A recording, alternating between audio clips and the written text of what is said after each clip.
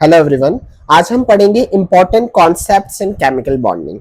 तो सबसे पहले कॉन्सेप्ट हमारे पास है बॉन्ड ऑर्डर। बॉन्ड ऑर्डर मतलब क्या बॉन्ड है दो एटम्स के बीच में, ये होता है हमारा बॉन्ड ऑर्डर। जितना ज्यादा मेरा बॉन्ड ऑर्डर होगा उतनी ही ज्यादा मेरी होगी बॉन्ड की स्ट्रेंथ, और जितनी ज्यादा मेरी स्ट्रेंथ होगी बॉन्ड की, उसी बॉन्ड को तोड़ने में उतनी ज्यादा एनर्जी लगेगी, मतलब बॉन्ड डिसोसिएशन एंथैल्पी उतनी ज्यादा होगी।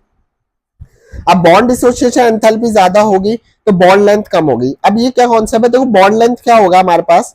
देखो अगर कोई एक बड़ी चौक है, बड़ी चौक को आप आराम से तोड़ सकते हो, उसमें बहुत कम एनर्जी है, मतलब बॉन्ड लेंथ जितनी ज्यादा होगी उतनी कम एनर्जी लगेगी, और एनर्जी कम होगी तो बॉन्ड की स्ट्रेंथ भी कम होगी, तो बॉन्ड ऑर्डर भी कम होगा। तो इससे मेरे को क्या पता चल रहा है कि bond dissociation enthalpy is inversely proportional to bond length. अगर ये इनवर्सली प्रोपोर्शनल होगी तो बॉन्ड ऑर्डर और बॉन्ड स्ट्रेंथ भी इनवर्सली प्रोपोर्शनल होगी। ठीक है, इसके बाद हमारे पास है कुछ electron, number of electron species N2। ये आपको मॉलिक्यूलर ऑर्बिटल थ्योरी के कि N2 O2 इनके अंदर इलेक्ट्रॉन के, आपको पूरा डायग्राम बनाने की जरूरत नहीं कि ABMO BMO है, आप ये ट्रिक याद रखें कि N2 जो होता है वो 14 इलेक्ट्रॉन होता है, तो इसका बॉन्ड ऑर्डर होता है 3।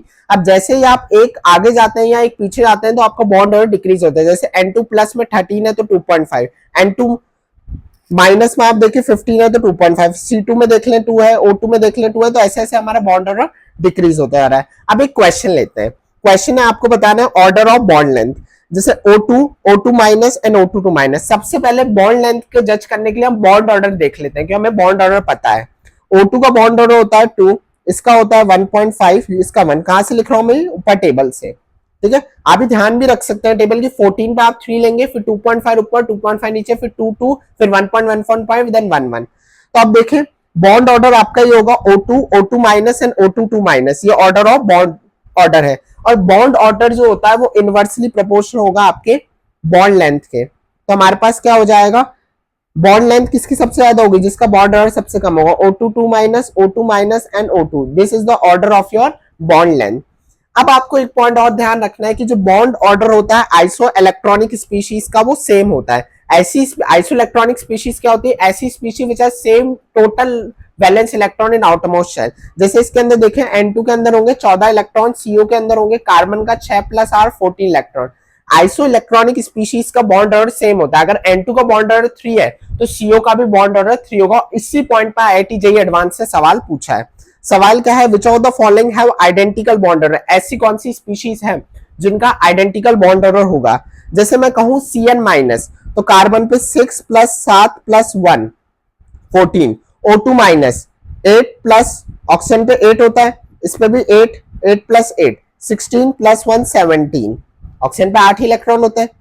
ठीक है, ऑक्सीजन का वैसे 8 इलेक्ट्रॉन हो जाएंगे आपके पास। फिर इसके बाद आप कहेंगे कि हमारे पास नेक्स्ट नाइट्रोजन 7 + 8 - 1 कितना होगा 14। और कार्बन में आप देखेंगे, कार्बन में क्या होगा हमारे पास 6 प्लस नाइट्रोजन कितना 7 और -1 12। तो कौन सी स्पीशीज है, first and D, which have there are isoelectronic species. अगर ये आइसोइलेक्ट्रॉनिक स्पीशीज है तो इनका बॉन्ड ऑर्डर सेम होगा। इसी कॉन्सेप्ट पर IIT JEE मेन ने भी सवाल पूछा है हमसे। अगला क्वेश्चन है JEE मेन 2023 का, जिसमें हमें बोला है कि NF3 molecule has trigonal planar structure. देख लेते हैं NF3 मॉलिक्यूल का स्ट्रक्चर। मैं देखूंगा NFF, पर ये ट्रायगोनल प्लेनर नहीं होगा, इसके अंदर लोन पेयर होगा, तो इसकी प्लेनारिटी को डिस्टर्ब करेगा, तो ये स्टेटमेंट गलत है। Bond length of N2 shorter than O2। N2 की बॉन्ड लेंथ ऑर्डर है 3 और O2 का बॉन्ड ऑर्डर मैंने निकाला है 2, तो बॉन्ड ऑर्डर N2 का ज्यादा है एज कंपेयर टू O2, तो बॉन्ड लेंथ जो होगी N2 की छोटी होगी as compare to O2, as bond order is inversely proportional to bond length. Isoelectronic molecules और ions have same bond order, ये मैंने अभी पॉइंट डिस्कस करा था। Dipole movement of H2S is higher than water molecule, गलत है। H2S और water molecule में कंपेयर करेंगे तो H2S में हाइड्रोजन और ऑक्सीजन की इलेक्ट्रोनेगेटिविटी डिफरेंस ज्यादा है। अगर हाइड्रोजन और ऑक्सीजन की इलेक्ट्रोनेगेटिविटी डिफरेंस ज्यादा होगी तो उसका डाइपोल मूवमेंट ज्यादा होगा, पर H2S में ऐसा नहीं है, इलेक्ट्रोनेगेटिव डिफरेंस का नहीं है, तो ये स्टेटमेंट गलत है। डाइपोल मूवमेंट H2O का ज्यादा होगा एज कंपेयर टू H2S, तो ये ऑप्शन आएगा। नेक्स्ट हमारा है हाइब्रिडाइजेशन। ये इंपॉर्टेंट कॉन्सेप्ट चल रहा है बॉन्डिंग के। हाइब्रिडाइजेशन किसी भी स्पीशीज का निकालना है तो आप निकालते हैं एक नंबर जिसको कहते हैं स्टेरिक नंबर, जो होता है number of sigma bonds plus number of lone pair. अगर मेरा स्टेरिक नंबर 2 है तो हाइब्रिडाइजेशन होगा sp, ज्योमेट्री होगी लीनियर। स्टेरिक नंबर 3 होगा तो sp2 ट्रायगोनल प्लेनर, 4 होगा तो sp3 टेट्राहेड्रल, 5 होगा तो sp3d ट्रायगोनल बाइपिरामिडल। 6 होगा तो sp3d2 ऑक्टाहेड्रल, 7 होगा तो sp3d3 पेंटागोनल बाइपिरामिडल। देखो ये आपको थोड़ा बहुत ध्यान रखना, अब इसमें क्वेश्चन लेते हैं। SF4 में देखें, SF4 में आप देखेंगे तो इसका स्ट्रक्चर कुछ एफ ऐसा होगा। मैं ढंग से एक्चुअली स्ट्रक्चर नहीं बना रहा हूं, ऐसा रफली स्ट्रक्चर बना रहा हूं, ठीक है। तो आप देखें 4, सबसे पहले सिग्मा बॉन्ड्स कितना है 4, और लोन पेयर कितना है 1, स्टेरिक नंबर 5, मतलब हाइब्रिडाइजेशन होगा sp3, और ज्योमेट्री होगी ट्रायगोनल बाइपिरामिडल, ठीक है। ज्योमेट्री आप बना सकते हैं, वैसे ज्योमेट्री ऐसे बनाने के लिए नहीं देखता है कोई भी, तो ट्रायगोनल बाइपिरामिडल ऊपर से लिख सकते हैं आप। IF7 में आप स्ट्रक्चर देखेंगे इसका, तो ये कितने बॉन्ड बनाएगा, 7 बॉन्ड बना रहे हैं। आयोडीन के आउटरमोस्ट शेल में कितने इलेक्ट्रॉन्स होते हैं, 3 4 5 6, 7 ही होते हैं, और सातों ही बॉन्ड चल गए, तो लोन पेयर है क्या, लोन पेयर नहीं है, तो स्टेरिक नंबर हो जाएगा 7 + 0 7। स्टेरिक नंबर 7 में होता है sp3d3, मतलब पेंटागोनल बाइपिरामिडल लिख सकते हैं।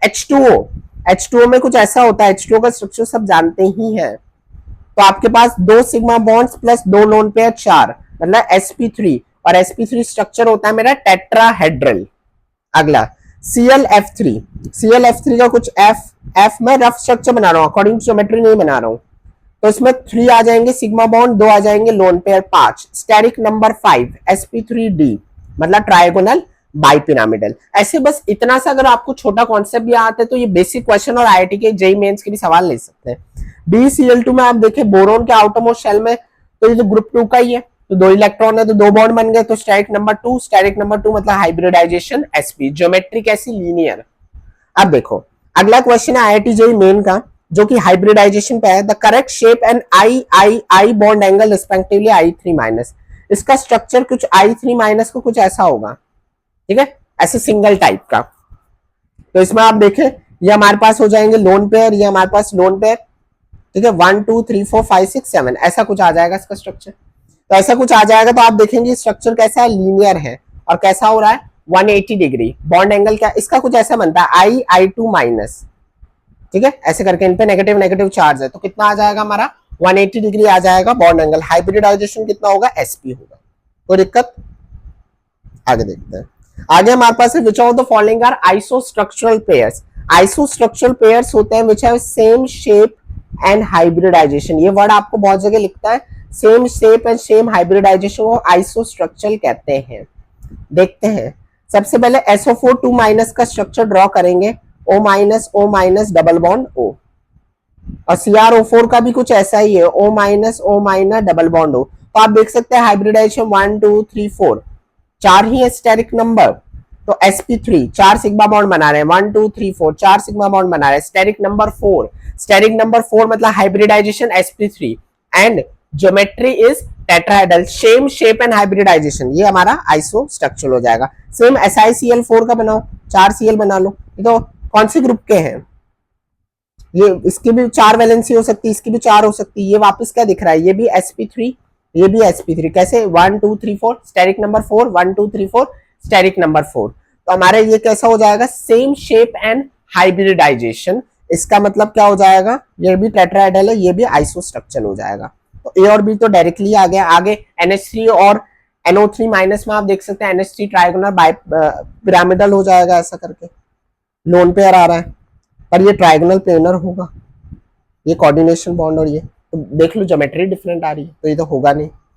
BCl3 होता है ट्रायगोनल प्लेनर, और ये होता है कुछ ऐसा टी शेप टाइप, और यहाँ लोन पे। तो आप देखें यहाँ तो हमारी शेप ही सेम नहीं आ रही, तो फिर अपना ऑप्शन बी ही सही, A और B। तो देखिए कितने शॉर्ट में हमने पूरी केमिकल बॉन्डिंग के जो क्वेश्चन आते हैं, जो मेन कॉन्सेप्ट है molecular orbital theory plus hybridization, जो सबसे इंपॉर्टेंट चैप्टर का, सिर्फ 10 से 15 मिनट में कवर करे हैं। आपको ये डाउट हो तो आप कमेंट्स पूछिए। Thank you.